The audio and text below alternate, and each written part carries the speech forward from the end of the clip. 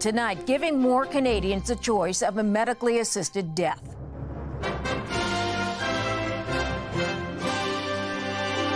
Quebec becomes the first province to allow advance requests. I've been waiting for this for many years. Is this the future of MAID? We need to take the time to have a national conversation. The biggest threats to Canada's cybersecurity revealed. PRC cyber program surpasses other hostile states in both the scope and resources. On the ground, gauging the Canadian mood in a battleground state. It depends on U.S. a lot, our economy, our jobs, our income, everything. With only 6 days to go. Plus, what to watch out for in that Halloween candy bowl. We have this window of opportunity around prevention of food allergy. And meet the history-making hockey coach. They gave me the permission to believe in this dream because I didn't see it was possible. The first full-time female behind the bench. She can now see what she can become.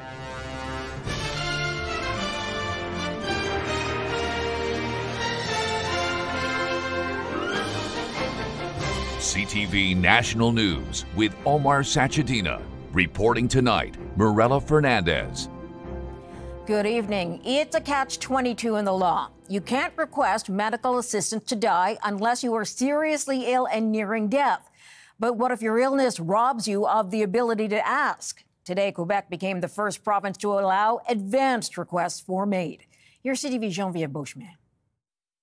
Months, even years before they plan to die, Quebecers with incurable serious illnesses can now apply for medical aid and die. That's something Sandra de Montigny has been fighting for. She was diagnosed with early-onset Alzheimer's after witnessing her father's own struggle with the illness. I want to be able to take care of myself, my body. I don't want to rely on people. She wants to make end-of-life plans now. Peace of mind, she says, before symptoms worsen, before she can no longer give consent. There have been calls for advance requests since MAID was introduced more than a decade ago now. Where instead of writing an advance refusal of some life-sustaining or prolonging treatment, you can write an advance request for MAID under the same circumstances when you've become incapable. But critics warn those suffering from an illness may be driven by fear of the unknown, that advance consent years before may not be informed consent down the road. But so is it free or is it driven by fear and so on and so forth? And is it informed? Well, you don't know what your condition will be like when the time comes. You don't know what the alternatives will be. Canada has one of the highest rates of MAID in the world. In 2022, more than 13,000 Canadians received medical aid in dying, a 30% increase from the previous year. And this expansion could push rates even higher.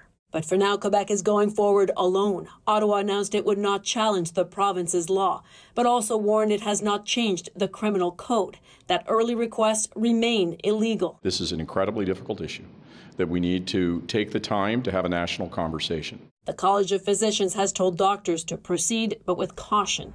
Quebec has instructed the province's Office of Criminal Prosecutions not to file charges against doctors who follow the provincial law. Geneviève Beauchemin, CTV News, Montreal. It's always hard to prosecute cyber criminals, especially when they are state-sponsored. Canada's cybersecurity team says foreign actors are becoming bolder and more aggressive. It also pointed out which country poses the biggest threat. CTV's Heather Wright reports. When it comes to cybercrime, there's much to worry about, according to the head of Canada's cybersecurity agency. We're often asked what keeps us up at night. Well, pick the page. Today, the Communications Security Establishment, responsible for cybersecurity and foreign signals intelligence, released an updated threat assessment, essentially the biggest risks facing Canadians and Canadian organizations. At the top of the list, the People's Republic of China. PRC cyber program surpasses other hostile states in both the scope and resources dedicated to cyber threat activity against Canada.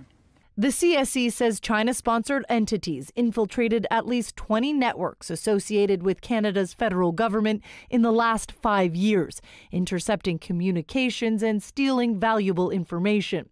The report also names Russia, Iran, and India as threats. As Canada and India potentially may have some tensions, it is possible that we may see India want to flex those cyber threat actions against Canadians. The CSC did not name specific incidents in its report and warns that emerging technology like AI will continue to make it easier to amplify misinformation. It allows them to scale up their efforts, to make them move faster, to be more aggressive, more sophisticated, to better take advantage of our infrastructure vulnerabilities. And with a federal election looming, experts say now is the time to act to beef up Canada's cybersecurity and protect as much as possible against the spread of misinformation. Morella. Heather Wright, thank you. It looks like Justin Trudeau will lead the Liberals into the next federal election, at least for now. The party leader has dodged another bullet. There had been calls for a secret ballot vote on his leadership at the caucus meeting today, but it didn't happen. Here's CTV's Rachel Aiello. Justin Trudeau faced his MPs for the first time today since rebuffing calls from 24 of them for him to step aside.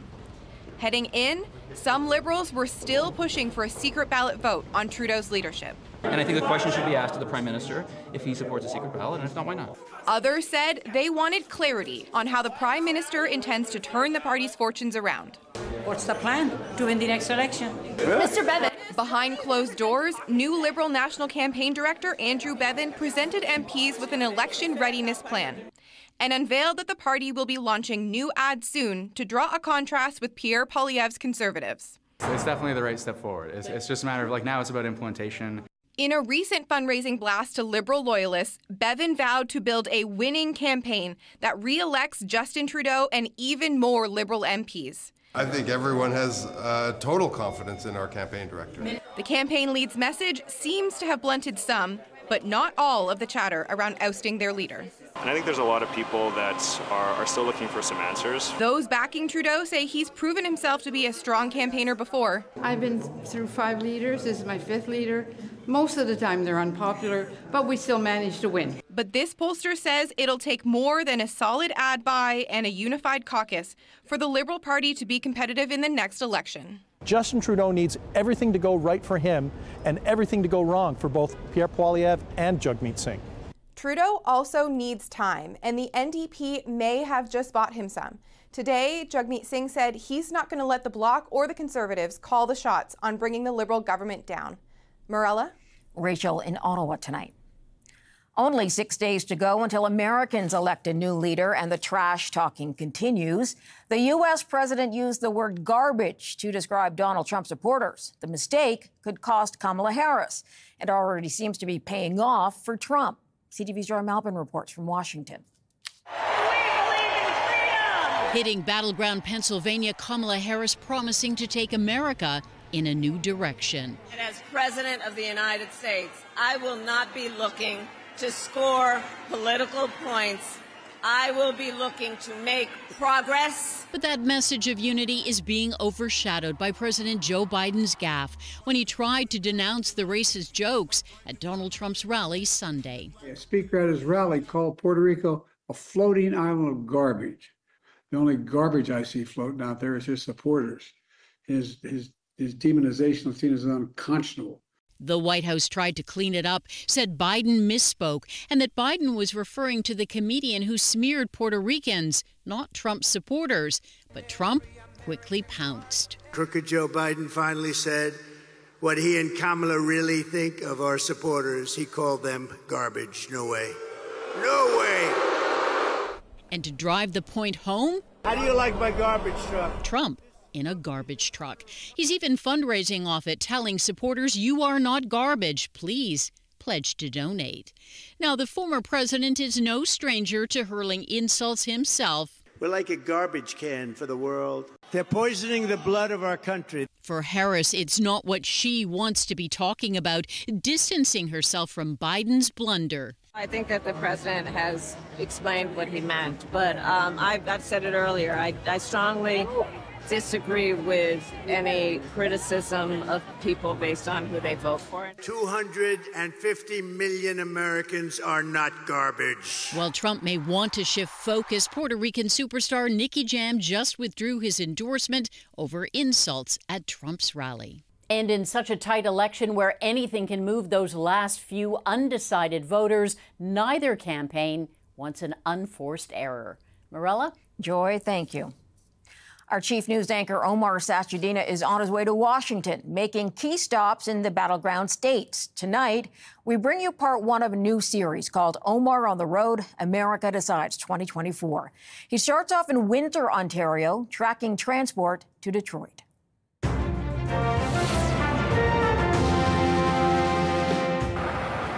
If there was any doubt about the connection between Canada and the U.S., country border approaching. Within seconds at the border, it's clear. Likely most of the goods in these transport trailers are covered by a trade agreement between three countries, Canada, the U.S., and Mexico. And so it may be America's election. As a Canadian, as a border city here that we live, it depends on U.S. a lot. Our economy, our jobs, our income, everything. The consequences of the result will ripple across the border. We had Donald Trump before, so I'm not his fan. He started putting tariffs and causing war, between the trades. A Canadian trucking colleague of his has his own opinion, claiming he used to make more. When Trump was there, so the trucking business is so high, right? We're getting good money. Right now it's dead. What differences did you notice? It's, you can say like $2,000 to $3,000 a month. So we just left Windsor, and as you can see from the flag, we're about to enter the U.S. We've actually got our passports handy. This is the busiest border crossing in all of North America and one of the busiest in the entire world. Hundreds of millions of dollars worth of trade each and every day. And last year alone, more than 6 million vehicles crossed this bridge. And there's another bridge in the works to connect the two countries. Well, we're in Detroit now, and if you take a look over there, that's the Gordie Howe International Bridge, which really is a commitment to the critical trade relationship between Canada and the United States. It hasn't opened yet. It's scheduled to open next fall. There are actually workers on it right now putting it together. It's about 2.5 kilometers long, 6 lanes, $6 billion. And Canada, by the way, is footing the entire bill. Battleground Michigan, critical not only for Canada and the U.S., but crucial for the person who wants to be president. Neither candidate taking it for granted. Trump won it in 2016, Biden 4 years later. To be honest with you, Trump's just the man, personally. I don't agree with everything that he says, but you know what I mean? I think that he's going to be the one to be able to get things done. The polls are neck and neck. For the first time in nearly 3 decades, the Teamsters Union, which represents truck drivers, won't help break the deadlock, opting not to endorse either candidate. Remember, it was Donald Trump who revised the free trade deal between Canada, the U.S., and Mexico, and he has vowed to renegotiate it if he were to become president again. Now, Kamala Harris, she's not a fan of the new trade deal either. She was one of 10 U.S. senators who voted against it because she wanted more environmental protections. Looking at the policies of both Harris and Trump coming into this election with regards to trade, they're both protectionists, different means of policies, one with subsidies and one with tariffs. These types of issues, protectionism, have been around for 20, 30 years. And so it's a matter of just learning to deal with it. So the message for Canadians is be alert, no matter who ends up in the White House. And tomorrow, Omar will be in Dearborn, Michigan, and live in Washington starting next week for our special coverage of America Decides. If Trump wins the election, there would be pressure on Canada to ante up for NATO. Member states have pledged to spend 2% of gross domestic product on defense. Right now, Canada spends about 1.4% of GDP on the military. And in a new report, the Parliamentary Budget Officer says Ottawa would have to double what it spends to hit the target on the timeline Canada committed to. CTV's Judy Trinh tonight with the numbers. The NATO target of spending 2% of GDP on defense is an obligation the Prime Minister committed to reaching within 8 years. Now there's an estimated price tag. It would require significant investments. The Parliamentary Budget Officer says hitting the mark requires doubling the current military budget. This year, Canada will spend $41 billion on the military. To make its pledge will require spending nearly $82 billion annually by 2032. The defense minister says NATO uses different calculations and the investment required won't be as high. The 2% is a NATO spending metric. The PBO, in his calculation, is frankly demonstrates far more optimism about the growth of the Canadian economy. But Bill Blair didn't provide a dollar figure. Even if the money is found, there may not be an ability to spend it. New fighter jets are on the way, and there are plans to buy submarines, but there's a shortage of more than 15,000 troops. Can the Canadian Armed Forces recruit that many people? Can we as a country procure the right equipment in this time frame to spend that much money? Of NATO's 32 members, Canada is one of 9 that has yet to make its target. Canada whining that, it's hard for us and it's a lot of money, I don't think gets us much sympathy from allies that are making already tough decisions to do both. Looming over all of this is the U.S. presidential election. Well, Donald Trump and Kamala Harris say they will reopen the U.S.-Canada-Mexico Free Trade Agreement. The last time around, Canada's reluctance to meet its NATO target was a constant irritant during talks. Morella. Yes, it was, Judy. Thank you.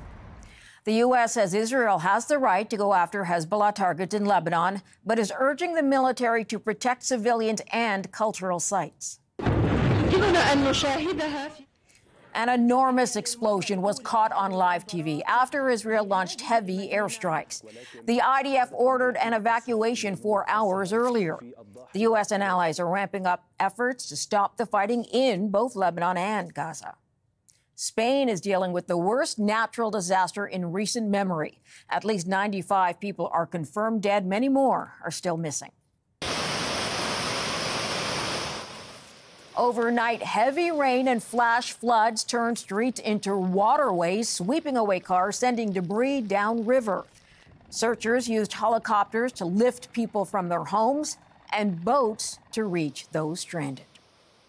Coming up, a real Halloween scare. A small amount of an allergen can cause a potentially life-threatening reaction. The link between the haunted holiday and a health risk.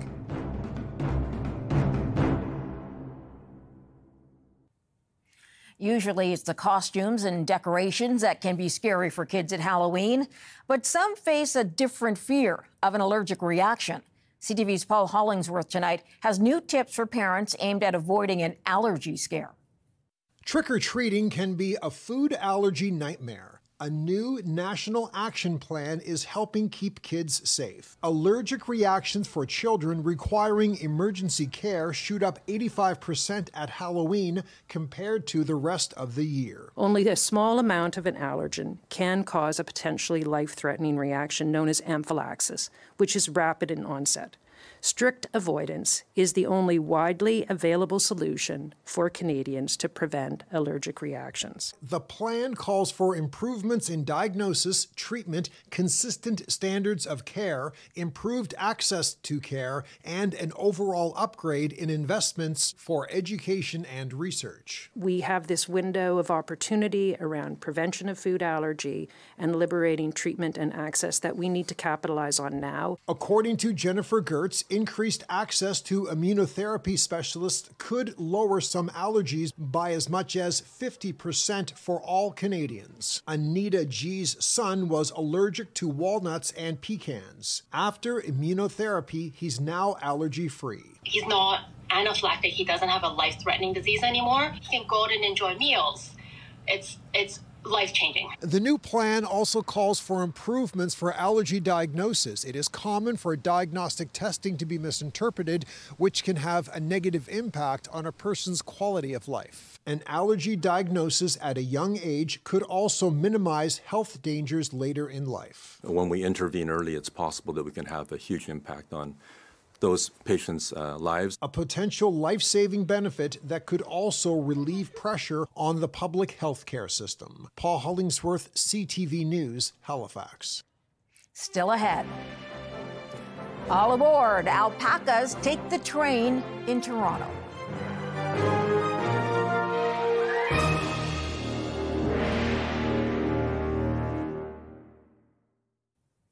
Canadian singer-songwriter Sarah McLachlan has postponed her national tour. Your love is better.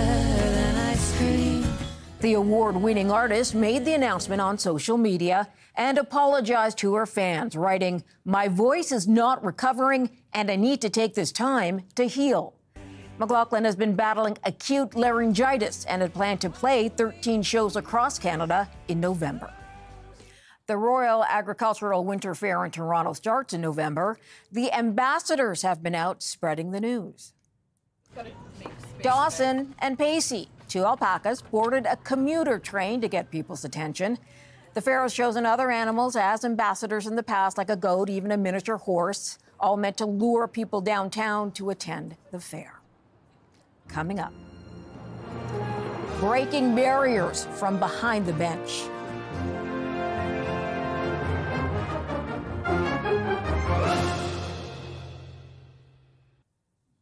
Jessica Campbell is the first full-time female coach in the NHL. Today, she spoke to the media in Toronto as the Seattle Kraken take on the Maple Leafs. CTV's Rahim Ladani and how she stick handles being a trailblazer.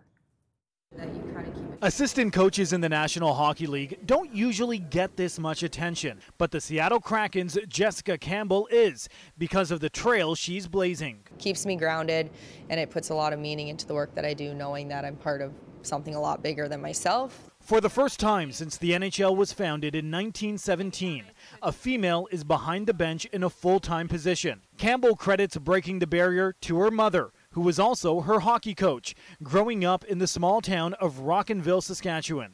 The pictures for me as a young kid was, 10 kids on the bench, and they were all boys, and myself and my mom was the coach. And so I think looking back, you can always connect those dots backwards, right? And so in ways, she perhaps planted this seed in me. Campbell had an impressive playing career, lacing up for Cornell University before coaching in Sweden and Germany. But she caught her big break during the COVID-19 pandemic, a year after she opened her own power skating school. NHL players were looking for ice time to stay in shape, and they found Campbell. They gave me the permission to believe in this dream because I didn't see it was possible. The NHL is well behind in featuring a full-time coach. In 2020, Alyssa Nackett made her debut in Major League Baseball. In 2016, the NFL's Buffalo Bills hired Catherine Smith. And in 2014, Becky Hammon was hired in the NBA, where she coached 8 seasons before moving to the WNBA. Campbell is now part of this groundbreaking list and understands what young girls see when they look at her. Really, it hit me that, I'm looking at her and she can now see what she can become, and I never had that. Inspiring others while living out her own dream. Rahim Ladani, CTV News, Toronto. That's a wrap on the day. For all of us here at CTV National News, thanks for sharing your time with us. Good night. I'll see you tomorrow.